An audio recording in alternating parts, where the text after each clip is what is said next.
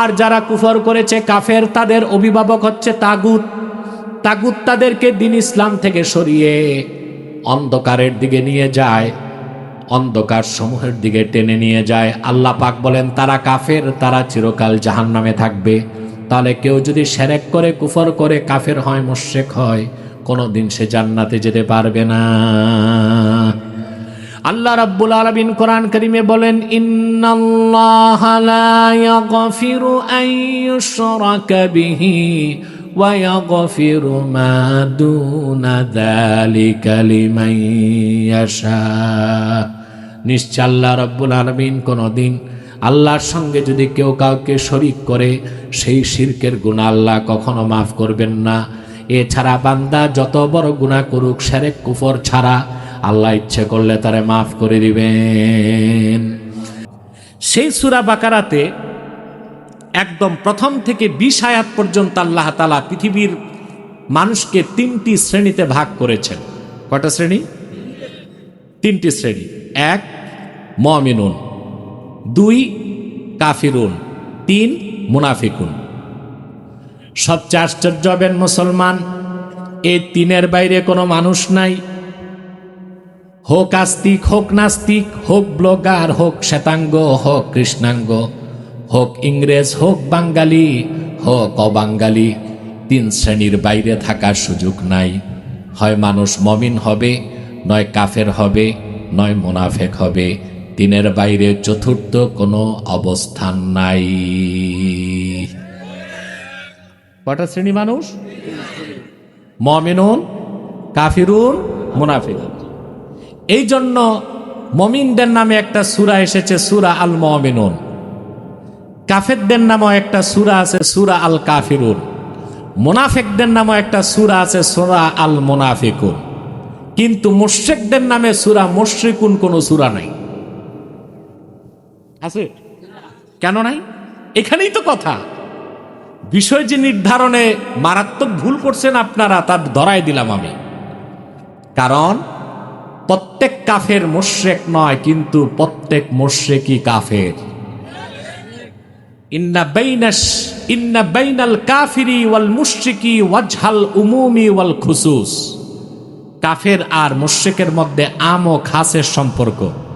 প্রত্যেক কাফের মুশরিক নাও হতে পারে, কিন্তু প্রত্যেক মুশরিক অবশ্যই অবশ্যই অবশ্যই কাফের। এই জন্য কুফরের বিরুদ্ধে কথা বললে আর শিরকের বিরুদ্ধে বলতে হয় না, কারণ শিরিকগুলো কুফরের ভিতরে আছে। আর কাফেরের বিরুদ্ধে কথা বললে মুশরিকের বিরুদ্ধে আর বলতে হয় না, কারণ প্রত্যেক মুশরিকই কাফের অন্তর্ভুক্ত। এর জন্য সূরা কয় নামে আসছে? মুশরিকুন নামে কোনো সূরা নাই। সব মুশরিকরা কি? জোরে বলতে হবে। কোরআন কারীমে আল্লাহ রাব্বুল আলামিন বলেন, لم يكن الذين كفروا من أهل الكتاب والمشركين منفكين حتى تأتيهم البينة رسول من الله يتلو صحفا مطهرة। আল্লাহ পাক বললেন, এখানে সমস্ত মুশরিককে কাফেরদের অন্তর্ভুক্ত করা হয়েছে। লাম ইয়াকুনিল্লাযীনা কাফারু মিন আহলিল কিতাবি ওয়াল মুশরিকিন। আহলে কিতাবরাও কাফের, মুশরিকরাও কাফের। তাহলে কাফেররা হচ্ছে, মুশরিকরা হচ্ছে কাফেরদের অন্তর্ভুক্ত, ঠিক কি না? কাফের মুশরিক নাও হতে পারে, কিন্তু মুশরিক হতে হলে কাফের হতেই হয়। তাহলে আমাদের বিষয়বস্তু হবে শিরিক, কুফর এবং বেদাত। বিষয় কি হবে? শিরক, কুফর এবং বিদআতের বিপক্ষে আমাদের অবস্থান হবে। যদি আমরা বলি শুধু শিরক বেদাত, তাইলে কেন যেন মনে হয় কাফেরকে বাঁচাবার একটা দুরভিসন্ধি আছে, ঠিক কি না? এই বিষয়গুলো ভালো করে মাথায় রাখবেন। কথা বুঝতে পারছেন? আচ্ছা, হয়ে গেল। অনেকখানি বুঝে গেলাম আমরা কম সময়ে। কথা বলেন। এই কথা আমি 1 ঘন্টায় বলতে পারতাম, কিন্তু কথাটা আমি কয়েক মিনিটে বলেছি। কথা বলার 2টা নীতি, একটা হচ্ছে বেশি সময়ে কম কথা, আর একটা কম সময়ে বেশি কথা। আজকে আমরা কোন নীতিতে চলবো? কম সময়ে বেশি কথা। বলেন আলহামদুলিল্লাহ। আমি ভূমিকাতেও যাই নাই, কারণ ভূমিকা তো 15 মিনিট যায়। এর চেয়ে ভালো ভূমিকা বাদ দিয়া সরাসরি কোরআন শরীফ থেকে কথা বলি। মানুষকে আল্লাহ কয় ভাগ করছেন? প্রথম কি? মুমিন। আল্লাহ রাব্বুল আলামিন মুমিনদের প্রসঙ্গে আলোচনা শুরু করলেন, হুদাল্লিল মুত্তাকিন আল্লাযীনা ইউমিনুনা বিল গায়বি ওয়া ইউকিমুনাস সালাতা ওয়া মিম্মা রাযাকনাহুম ইউনফিকুন। যারা বিশ্বাস স্থাপন করে গায়েবের উপর, 5 ওয়াক্ত নামাজ আদায় করে, ওয়া মিম্মা রাযাকনাহুম ইউনফিকুন আই মিম্মা আ'তাইনাহুম ইয়াতাসাদ্দাকুন, আমি যা দান করেছি তার থেকে দিনের পথে খরচ করে। তার মানে সুদের টাকা, ঘুষের টাকা নয়, আল্লাহ যা দান করছেন হালাল থেকে খরচ করে। কি অবস্থা? চুপচাপ বসে না, কথা শুনতেছেন? আপনার 100 কোটি টাকা আছে হারাম, ওর থেকে 1 কোটি টাকা মাদ্রাসায় দিলেন, লাভ হবে না ইমান নষ্ট হবে? ইমান নষ্ট হবে। এটা আপনারা ভালো করে মনে রাখবেন। অনেকে কোরবানির সময় দেখা যায় সুদে টাকা নিয়ে কোরবানি দেয়, ওতে ওর কোরবানিও বাদ, ইমানও গেছে। কারণ পরিষ্কার আকীদার কিতাবে লেখা আছে, ইন্নাত তাসাদ্দুকা বিমালিল হারামি কুফরুন, হারাম মাল আল্লাহর রাস্তায় দান করে সওয়াবের আশা করা কুফরি। সুদের টাকা, ঘুষের টাকা, লুটপাটের টাকা, দুর্নীতির টাকা, চাঁদাবাজির টাকা, এসব হারাম টাকা। ওই টাকা দিয়া মসজিদ করলে, মাদ্রাসা করলে, কোরবানি করলে, দিনের পথে খরচ করে সওয়াবের আশা করলে ঈমান নষ্ট হয়ে যাবে। আমাদের দেশে বেশি দান করে হারামখোরেরাই, আর হালাল যাদের ওরা দান করে কম টাকা, কিন্তু এই হালাল কম টাকায় বরকত বেশি। এখন আসেন, সূরা বাকারার শুরুতে আল্লাহ তাআলা মুমিনদের প্রসঙ্গে বললেন, আল্লাযীনা ইউমিনুনা বিল গায়ব, যারা গায়বে বিশ্বাস স্থাপন করে। এতটুক বলার দ্বারা পূর্ণ ঈমানের কথা বললেন কই? প্রশ্ন আসে না? হ্যাঁ, এবার আসেন গায়বের ব্যাখ্যাটা শুনি। যারা বিশ্বাস স্থাপন করে গায়বের উপর, এখন বলুন তো ভাই, গায়েব অর্থ কি? না, একটা ভুল তাফসীর আমরা শিখছি বাংলাদেশ। প্রত্যেক সেই জিনিস যা পঞ্চ ইন্দ্রিয় থেকে দূরে, তার নাম গায়েব। সুবহানাল্লাহ। হাওয়াসে খামসা, ইন্দ্রিয় কয়টা? চক্ষু, কর্ণ, জিহ্বা, নাসিকা, ত্বক। এই 5টা জিনিস, যে জিনিসকে ধরতে পারে না, ইদরাক করতে পারে না, দেখতে পারে না, শুনতে পারে না, অনুভব করতে পারে না, অনুমান করতে পারে না, তাকেই বলা হয় গায়েব। হোক তা যত দূরে, হোক তা যত কাছে, ওটাকে কি বলা হয়? কেন মোবাইলটা ধরে রাখছো? ইউটিউব তো আছে, কষ্ট করে মোবাইল এমনি ধরে রাখার দরকার আছে? কোনো লাইভ হবে না, বন্ধ করো। গায়েবের ব্যাখ্যা পাচ্ছেন ভাই? আমার এখানে সরল সহজ গ্রাম দেশের বাবারা আছেন, আমার কথা বুঝতেছেন? আমি সহজেই বলার চেষ্টা করছি। তাহলে অদৃশ্য গায়েব, আমরা অজানাকে গায়েব বলতে পারি। অর্থাৎ পঞ্চ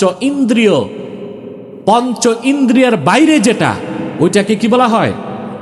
গায়েব। যেমন সূর্যটা আমাদের এখান থেকে 9 কোটি 30 লক্ষ মাইল দূরে।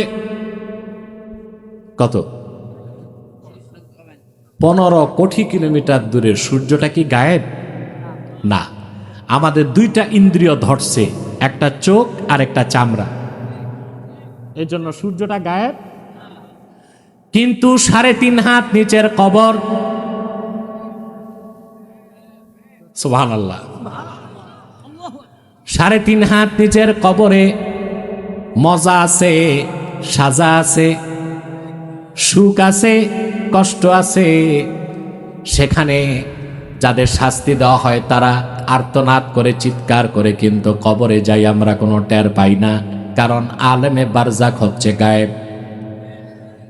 গায়েব মানেই হচ্ছে চক্ষু, কর্ণ, জিহ্বা, নাসিকা, ত্বক যা ধরতে পারবে না, অনুভব করতে পারবে না। সুবহানাল্লাহ। গায়েব বুঝতেছেন? ঈমান বিল গায়েব, ঈমান বিল গায়েব। আমার ভাইয়েরা, হাদিস শরীফ সাক্ষ্য দেয়, আল্লাহর হাবিব ইরশাদ করেছেন, কবরের মধ্যে যখন মানুষকে শায়িত করা হয়, সুয়াল জবাবের পর ডান দিক থেকে মাটি একটা চাপ দেয়, বাম দিক থেকে মাটি একটা চাপ দেয়। মানুষটা এমন জোরে চিৎকার করে, আল্লাহর হাবিব ইরশাদ করেছেন, দুনিয়ার পশ্চিমে আর পূবে যারা আছে সবাই আওয়াজ শুনতে পায়, ইল্লা সাকালাইন, শুধু শোনে না জিন আর মানুষ। জিন আর মানুষ শোনে না। এখন কিছু আছে আমাদের দেশে তথাকথিত বিজ্ঞান মনস্ক, অর্থাৎ কোরআন হাদিস কম মানে বিজ্ঞান বেশি মানে, আছে না?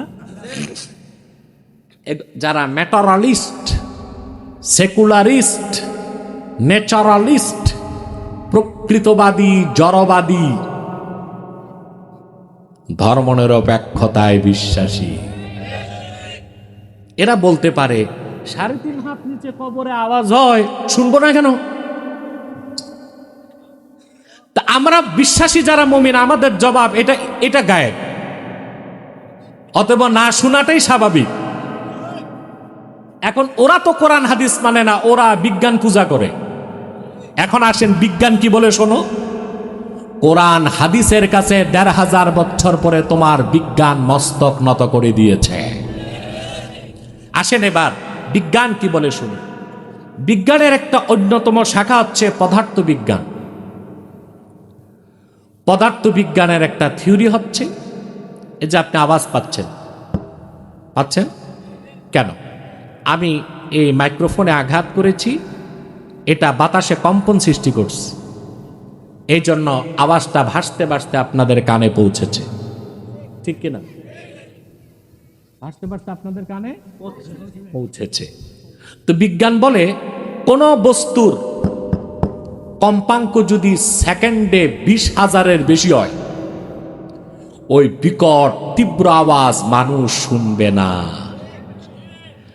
আবার যদি কোনো বস্তুর কম্পাঙ্ক 20-এর কম হয় সেকেন্ডে, ওই ক্ষীণ আওয়াজও মানুষ শুনবে না। সুবহানাল্লাহ। তাহলে আল্লাহর হাবিব নূর নবীজি মুহাম্মদ সাল্লাল্লাহু আলাইহি ওয়াসাল্লাম 1500 বছর আগে বলেছেন, কবরে মানুষটা চিৎকার দিলে দুনিয়ার পশ্চিমে আর পূবে আওয়াজ চলে যায়, শুধু শোনে না জিন আর মানুষ। আমি তো বলবো, কবরে মানুষ যখন চিৎকার দেয় মাটির চাপে, তার আওয়াজটা সেকেন্ডে 20 কোটি গুণের চেয়ে বেশি হয়, ঠিক কিনা? 20,000-এর বেশিটাই মানুষ শুনবে না। এটা বলে কে? ওদের বিজ্ঞান। কি বলে? ওদের বিজ্ঞান। তো কবরে যে আওয়াজটা পশ্চিম আর পূবে চলে যায়, মুর্দার আওয়াজ, মৃত ব্যক্তির আওয়াজ, সেটা তো সেকেন্ডে 20 কোটিরও বেশি তার কম্পাঙ্ক হওয়ার কথা। অতএব এটা না শোনাই সায়েন্টিফিক, যৌক্তিক এবং স্বাভাবিক। আবার দেখুন, যে শব্দের কম্পাঙ্ক সেকেন্ডে 20-এর কম, তাও মানুষ শুনবে না। সেই জন্য আমাদের কানের চারপাশে পিঁপড়া হাঁটে, পিঁপড়ার পদধ্বনি এত ক্ষীণ আমরা শুনতে পাই না। তাহলে অদৃশ্যকে গায়েব বলা হবে না। গায়েব হচ্ছে কুল্লুমা গাবা আন হাওয়াসিল খামসা, প্রত্যেক সেই জিনিস যা পঞ্চ ইন্দ্রিয় থেকে দূরে, ওইটাকে কি বলা হয়?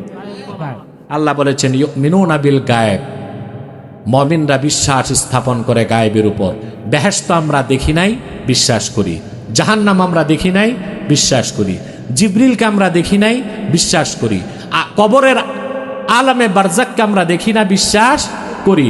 মিজানের পাল্লা আমরা দেখি নাই, বিশ্বাস করি, ঠিক কিনা? এই সব হচ্ছে ইমান। এসব কি? ইমান। এরপরে বাকি কথা তো রয়ে যায়। ইমানের তো আরো বিষয় আছে, মৌলিক বিষয়, ওই কথাগুলো তো এখানে নাই, আছে, আমি দেখাই দিচ্ছি। এরপরে আল্লাহ রাব্বুল আলামিন বলেন, আল্লাযীনা ইউমিনুনা বিল গায়বি ওয়া ইউকিমুনাস সালাতা ওয়া মিম্মা রাযাকনাহুম ইউনফিকুন ওয়াল্লাযীনা ইউমিনুনা বিমা উনজিলা ইলাইকা ওয়া মা উনজিলা মিন ক্বাবলিক। সুবহানাল্লাহ। এই একটা বাক্যে আল্লাহ ইমানের সব কথা বলে দিছেন, ওয়াল্লাযীনা ইউমিনুনা বিমা উনজিলা ইলাইকা, এবং যারা বিশ্বাস স্থাপন করে মুহাম্মদ সাল্লাল্লাহু আলাইহি সাল্লাম আপনার উপর অবতীর্ণ কোরআন, কোরআনকে বিশ্বাস করলে ইমানের আর কিছু বাকি থাকে? তাহলে ইমানের আর কিছু এখানে বাদ যায় নাই। ইমানের সংজ্ঞা কি? আমি যদি এখন ইমানের সংজ্ঞা দিতে যাই, আসর হবে, তারপর মাগরিব, তারপর এশা, তারপর রাত পার হবে সংজ্ঞা দেওয়া। কিন্তু পৃথিবীর একজন মহান ব্যক্তির সংজ্ঞা আমার কাছে আছে, যে সংজ্ঞার পরে আর সংজ্ঞা বলবো। বিশ্ববরণ্য ইমাম, ইমামে আজম আবু হানিফা রাহমাতুল্লাহি আলাইহি যেন তেন ব্যক্তি নন। আমার দেশের লামাযহাবী ভাইরা আবু হানিফার সম্মান বোঝে না, এই জন্য আবু হানিফাকে নিয়ে মন্তব্য করে। কান পেতে শুনে রাখো লামাযহাবী ভাইরা, আবু হানিফা যেন তেন মানুষ নন। তার ব্যাপারে ইমামে হাসকাফি দুর্রে মুখতারে লিখেছেন, ফতোয়া শামী রাদ্দুল মুখতারের প্রথম খণ্ডের 48 পৃষ্ঠায় ইবনু আবিদিন শামীও তুলে ধরেছেন, ইমাম আবু হানিফা তার জন্ম 80 হিজরিতে। মোল্লা আলী কারি মিশকাতে শরামের কাতে লেখেন, তিনি একজন দুইজন নয় 4 জন সাহাবীর সাক্ষাৎ লাভ করেছেন। 1200 তাবিইনের কাছে তিনি হাদিস শিখেছেন। সুবহানাল্লাহ বলবেন না? শুধু তাই নয়, তিনি প্রতিদিন 500 রাকাত নামাজ পড়তেন, নফল নামাজ। 57 বার হজ আর উমরা করেছেন। সুবহানাল্লাহ বলবেন না? কতবার? শুধু তাই নয়, ফতোয়া শামীর মুকদ্দমা এসেছে, ইন্নাহু রাআ রাব্বাহু মিআতা মাররাতিন ফিল মানাম, স্বপ্নে আবু হানিফা 100 বার আমার আল্লাহর দিদার লাভ করেছেন। স্টেজটা ক্লোজ করে দেন, কেউ উঠবে না, নামবে না, আমার ডিস্টার্ব। আসেন আর নামবেন না, চলে আসেন। আবু হানিফা কতবার আল্লাহকে দেখছেন? 100 বার। স্বপ্নে কথা বুঝতেছেন? আর জাগ্রত অবস্থায় পূর্বের কোন নবীর পক্ষ আল্লাহকে দেখা সম্ভব হয় নাই। শুধু 1500 বছর আগে মেরাজের রাতে নবীগণের মাথার তাজ আখিরি নবী মুহাম্মদ সাল্লাল্লাহু আলাইহি সাল্লাম চর্ম চোখে আল্লাহকে দেখেছেন, সেটাও ফাওকাস সামাওয়াতিস সাবঈন আরশুল্লাহিল আযীমে। সুবহান, এটা আমরা আহলুস সুন্নাহ ওয়াল জামাত বিশ্বাস করি। রাসূলুল্লাহ চর্ম চোখে আল্লাহকে মেরাজের রাতে দেখেছেন, ঠিক কিনা? এটা আহলুস সুন্নাহ ওয়াল জামাত সব একমত, লামাযহাবীরা ছাড়া সবাই একমত। ইমামে নববীর ভাষ্য, ইমামে নববী লেখেন, ওয়ার-রাজিহু ওয়াল-হাসিলু আন্নার রাজিহা আন্না মুহাম্মাদান সাল্লাল্লাহু আলাইহি ওয়াসাল্লাম রাআ রাব্বাহু বিআইনাই রাসিহি লাইলাতুল মিরাজ। মেরাজের রাতে মুহাম্মদ সাল্লাল্লাহু আলাইহি সাল্লাম 1000 বছর আগে ধুলক বুলক ছাড়িয়ে 7 আকাশ পেরিয়ে সিদরাতুল মুনতাহার উপরে লা মাকান ওয়ালা জামানের উপরে 70,000 নূরের পর্দা পার হয়ে আমার আল্লাহর আরশুল্লাহিল আজিমে যে কপালের 2 চোখ দিয়া রাসূলুল্লাহ আল্লাহকে দেখেছেন। এটা ইমাম নববীর মত, এটা মোল্লা আলী কারির মত, এটাই জমহুরের মত, এটাই আহলুস সুন্নাহ ওয়াল জামাতের মত।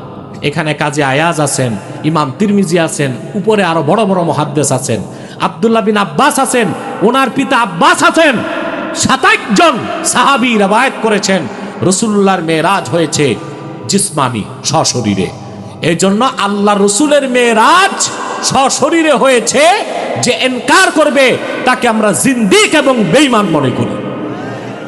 আর রাসূলুল্লাহ চর্ম চোখে আল্লাহকে দেখেছেন, এটা আহলুস সুন্নাহ ওয়াল জামাতের কওল, এটাই মুফতাবিহি কওল, এটাই রাজিহ কওল। কথা বুঝতেছেন? সম্মানিত সুধী, ভালো করে বুঝে নেবার। এই ইমাম আজম আবু হানিফা রাহমাতুল্লাহ 100 বার চর্ম চোখে আমি আল্লাহর হাবিব মুহাম্মদ সাল্লাল্লাহু আলাইহি ওয়াসাল্লামের উম্মতের মধ্যে যে লোকটা ইমাম আজমের পদ পাইছেন, আবু হানিফা, তার কথা বলছি। তাকে জিজ্ঞেস করা হয়েছে ইমানের অর্থ কি। ইমানের এক কথায় তিনি জবাব দিয়েছেন। কথাটা মনে রাখবেন। আমি খুব কষ্ট করে আসছি, খুব অসুস্থ, আমার খুব ব্যস্ততায় কাটছে গত 2 দিন। গত পরশু দিন মাহফিল ছিল একটা ঢাকাতে, একটা নারায়ণগঞ্জে। গতকাল দিনে মাহফিল ছিল চট্টগ্রাম কক্সবাজারে জুমার পরে, আপনারা হয়তোবা অনেকে সোশ্যাল মিডিয়ায় দেখছেন। আবার গতকাল রাতে ছিল 2 দিন তাফসির মাহফিল ধারাবাহিক, দোনোদিন আমি ছিলাম রায়ের বাগে। আবার আজকে এখানে চলে এসেছি। তা আমি যে কষ্ট করতেছি, আমি বিনিময় চাই। বিনিময় কি? পয়সা। আপনারা বুঝবেন, আমাকে দোয়া দিবেন। আপনারা নাজাত পেলে আমি গুনাহগারও বেঁচে যাব ইনশাআল্লাহ। মনে থাকবে কথা। আবু হানিফা রাহমাতুল্লাহকে জিজ্ঞেস করা হয়েছে ঈমান কি। ঈমানের ব্যাখ্যায় তিনি বলেন, আল ঈমানু হুয়া মুজাররাদু তাসদীকি রাসূলিল্লাহ। শুধুমাত্র আল্লাহর রাসূল আখিরি নবী মুহাম্মদ সাল্লাল্লাহু আলাইহি সাল্লামের রিসালাতকে বিশ্বাস করার নাম ঈমান। কিভাবে ব্যাখ্যা দিয়েছেন ইমাম আজম? আল্লাহর আখিরি নবী নূর নবীজি মুহাম্মদ সাল্লাল্লাহু আলাইহি ওয়াসাল্লাম ১,৫০০ বছর আগে আল্লাহর পক্ষ থেকে যা কিছু এনেছেন তার সবটুকুন বিনা প্রশ্নে বিশ্বাস করার নাম ঈমান। আবু হানিফার পক্ষে দলিলটা কোরআনে পাওয়া যায়।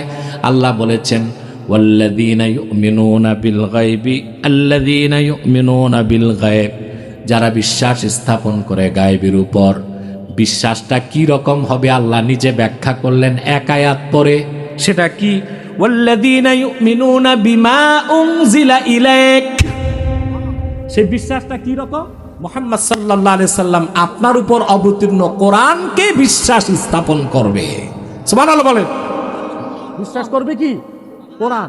গায়বের ব্যাখ্যাটা আল্লাহ নিজে করে দিয়েছেন। ওয়াল্লাযীনা ইউমিনুনা বিমা উনজিলা ইলাইক, মুহাম্মদ সাল্লাল্লাহু আলাইহি সাল্লাম আপনার উপর অবতীর্ণ কোরআনকে বিশ্বাস করে। তাহলে ঈমান বিল গায়ব হচ্ছে কোরআনকে বিশ্বাস করা। কোরআনকে বিশ্বাস করা, এর নাম হচ্ছে ঈমান। সুবহানাল্লাহ বলেন। আমি যে আপনাদের এখানে বসছি 1 ঘন্টা হয়ে গেছে, আর 15 মিনিট দিবেন আমারে সবাই? এরা কারা? খান বাহাদুর আহসানুল্লাহ নাতিপুতি নাকি? এদের এত ব্যস্ততা উঠতেছে, বেটা হাজার হাজার মানুষ নিয়ে মুনাজাত করবা, এটা তো তোমার জীবনের শেষ মুনাজাত হইতে পারে। এখন মাগরিব নামাজ হয় 5:40-এ, আমরা একটু দেরিতে আসর পড়বেন। আপনারা পারবেন না ইনশাল্লাহ? 15 মিনিট দেরি করবেন প্রয়োজনে। আমি বিষয়টা পুরা করে নিচ্ছি, যেন কম করে হলেও বিষয়টা বলা যায়। ভাই আপনি একটু সামনে পারেন, তাহলে আপনাদের চেহারাগুলো দেখে খুশি হবে জনগণ। একটু সামনে যান, একটু সামনে। আপনি মা একটু বুঝাও, না আমার হাত লাগবে। বসা হাবিব, এদিক বসো। সুফি হাবিব একটু বসতে দেন। সম্মানিত সুধী, দেখছেন আল্লাহর কোরআন কত মজা। 1 ঘন্টা চলে গেছে, আমরা টের পাইছি। সুবহানাল্লাহ। সেই আল্লাহর শ্রেষ্ঠ কুদরত, মুহাম্মদ সাল্লাল্লাহু আলাইহি ওয়াসাল্লামের শ্রেষ্ঠ মুজিজা কোরআন থেকে আমরা বাঙালি কত দূরে সরে যাচ্ছি। আমার ভাইরা, কথা বুঝতেছেন? আল্লাহ আরেকটা কথা বলেছেন, ওয়াল্লাযীনা ইউমিনুনা বিমা উনজিলা ইলাইকা ওয়া মা উনজিলা মিন ক্বাবলিক। কোরআনকে বিশ্বাস করবে মুমিনরা, আর পূর্বে যে কিতাবগুলো নাজিল হয়েছে ওগুলোকে বিশ্বাস করবে। কথা বলেন। পূর্বে যে কিতাবগুলো নাজিল হয়েছে, কিছু কিতাব আছে আমরা নামও জানি না, নাম জানি 3টার, তাওরাত, জাবুর, ইনজিল। সারা দুনিয়া দূরবীন দিয়া খুঁজে একটা তাওরাত, ইনজিল বা জবুর কিতাব পাবেন না। তো বিশ্বাস করব কেমন করে? কথা বলে না। এটা কেন বলছি? খ্রিস্টানরা বাংলাদেশে অপপ্রচার করতেছে যে তোমরা মুসলমান বাইবেল মানলে সমস্যা কি? আল্লাহই তো বলছে পূর্বের কিতাবও মানতে হবে। এজন্য আমি একটু খোলাসা করে দিচ্ছি। সারা দুনিয়ায় দূরবীন দিয়ে খুঁজে একটা তাওরাত পাবেন, ইনজিল পাবেন, জবুর পাবেন নাই। এগুলোর সবগুলোরই মিলায়া একটা বই বের করা হয়েছে Bible. Old testament, new testament, দুইটাকে মিলায় নাম দিছে কি, যেটা খ্রিস্টানরা প্রচার করে বাইবেল। এই বাইবেলের কোনো বেল নাই এখন, কারণ পৃথিবীতে বাইবেলের 11টা সংস্করণ আছে। কয়টা? এখন 11টা বাইবেলে 11 রকম কথা। আল্লাহর কথা কি একরকম না 11 রকম? তাহলে বোঝা যায় এই একটা বাইবেলেরও অথেন্টিসিটি নাই। এগুলো সব মানুষের হাত লেগে, আল্লাহর কথা একটাও নাই, এগুলো মানব রচিত হয়ে গেছে। এগুলোরে বিশ্বাস করার কোনো সুযোগ আছেন? বিশ্বাস করলে এখন যে বাইবেল আছে, ওল্ড টেস্টামেন্ট, নিউ টেস্টামেন্ট, বিশ্বাস করলে তো ঈমান চলে যাবে। যেমন ওল্ড টেস্টামেন্ট বাইবেলের পুরনো সংস্করণে এসেছে লূত আলাইহিস সালাম তার মেয়েদের সাথে সহবাস করতেন। এটা বিশ্বাস করলে ঈমান থাকবে না। তাহলে বোঝা যায় এটা আল্লাহর কথা না, মানুষ এগুলি বানাইছে, ঠিক কিনা? আমি একটা উদাহরণ দিলাম। বাইবেল যেটা নিউ টেস্টামেন্ট, সেখানে এসেছে থিওরি অফ ক্রুসিফিকেশন, অর্থাৎ বলা হয় ঈসাকে ক্রুশবিদ্ধ করে হত্যা করা হয়েছে। আল্লাহ বলতেছেন না, ঈসারে হত্যা করা সম্ভব হয় নাই, আল্লাহ ঈসাকে আকাশে উঠায় নিয়েছে। ওরা যেটা মারছে ঈসার মতো দেখতে, আল্লাহ বলেন যেটা মারছে ওটা ঈসা না, ওটা মিসা। ওটা কি? মিসা। ঈসা কই? কিয়ামতের আগে দামেস্কের জামে মসজিদে আল্লাহ ঈসাকে নামাবেন, দাজ্জালকে তিনি হত্যা করবেন, তবে নবী হিসেবে আসবেন না, উম্মতে মুহাম্মদী পরিচয়ে। সুবহানাল্লাহ বলেন। এই ব্যাপারে আমার লেকচার আছে, আলাদা শুনে নিয়েন, আব্বাসী টিভি লিমিটেডে। তাহলে এখন ওরা বলতেছে ঈসাকে ক্রুশবিদ্ধ করা হয়েছে, তে কথাটা মিথ্যা। তাহলে বর্তমান বাইবেল কি বিশ্বাস করার সুযোগ আছে? আচ্ছা আসেন এবার। এরপর বর্তমান বাইবেলে আসছে দ্য থিওরি অফ ট্রিনিটি, ত্রিত্ববাদ। এর চেয়ে বড় সেরেক নাই। খ্রিস্টানরা বলতে চায় মরিয়ম ঈসার মা, আর ঈসা হচ্ছে আল্লাহর পুত্র। এর চেয়ে বড় শিরক নাই। তো এই বাইবেলকে বিশ্বাস করলে আর মুসলমান থাকা যাবে? তাহলে আল্লাহ কি বললেন? ওয়াল্লাযীনা ইউমিনুনা বিমা উনজিলা ইলাইকা ওয়া মা উনজিলা মিন ক্বাবলিক, পূর্বে যে কিতাবগুলো নাজিল হয়েছে তা বিশ্বাস করার অর্থ হলো আমরা এতটুকু বিশ্বাস করব, মুসার উপর যে কিতাবটা এসেছিল তার নাম তাওরাত, ওইটারে বিশ্বাস করি আল্লাহ পাঠাইছিলেন। দাউদের উপর যে কিতাবটা এসেছিল জাবুর, ওইটা আল্লাহ পাঠিয়েছিলেন।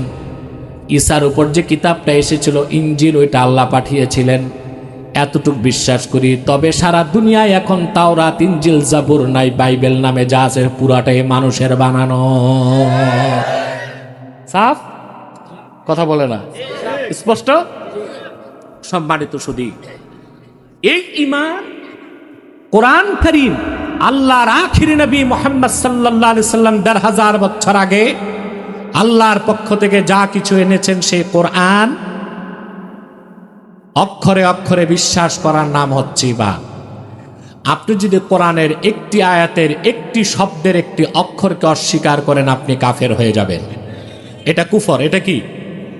আর সেই আর কোন কুফর যদি এমন হয় যার দ্বারা আপনি আল্লাহর সাথে অন্য কোনো ব্যক্তি বা বস্তুকে শরীক করলেন, ওটা শিরক। ওটা কি? শিরক। এর মানে প্রত্যেক কুফর শিরিক নয়, কিন্তু প্রত্যেক শিরক কুফর। কথা বুঝতেছেন? মনে রাখবেন, ইন্না আকবাহাল কুফরে আশ-শিরকু, কুফরের মধ্যে সবচেয়ে নিকৃষ্ট হচ্ছে শিরক। আল্লাহ তাআলা কোনো কাফের মুশরিককে নাজাত দিবেন না। আর কুফরের মধ্যে সবচেয়ে জঘন্য কি? শিরক। শিরকের গুনাহ আল্লাহ কখনো মাফ করবেন না। এর মানে কুফরির গুনাহ মাফ করবেন নাকি? না, শিরকের গুনাহ মাফ করবেন না, কুফরের গুনাহ মাফ করবেন না। কোনো একটা কুফর করে কাফের অবস্থায় মৃত্যুবরণ করলে আল্লাহ ওই ব্যক্তিকে কোনোদিনও জান্নাত দিবেন না। এই ফতোয়া কার? আল্লাহ রাব্বুল আলামিন বলেন, ওয়াল্লাযীনা কাফারু আউলিয়াউহুমুত তাগুতু ইউখরিজুনাহুম মিনান নূরি ইলায যুলুমাত উলাইকা আসহাবুন নারি হুম ফিহা খালিদুন।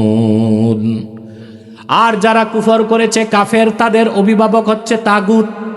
তাগুত তাদেরকে দিন ইসলাম থেকে সরিয়ে অন্ধকারের দিকে নিয়ে যায়, অন্ধকার সমূহের দিকে টেনে নিয়ে যায়। আল্লাহ পাক বলেন তারা কাফের, তারা চিরকাল জাহান্নামে থাকবে। তাহলে কেউ যদি শিরক করে, কুফর করে, কাফের হয়, মুশরিক হয়, কোনোদিন সে জান্নাতে যেতে পারবে না।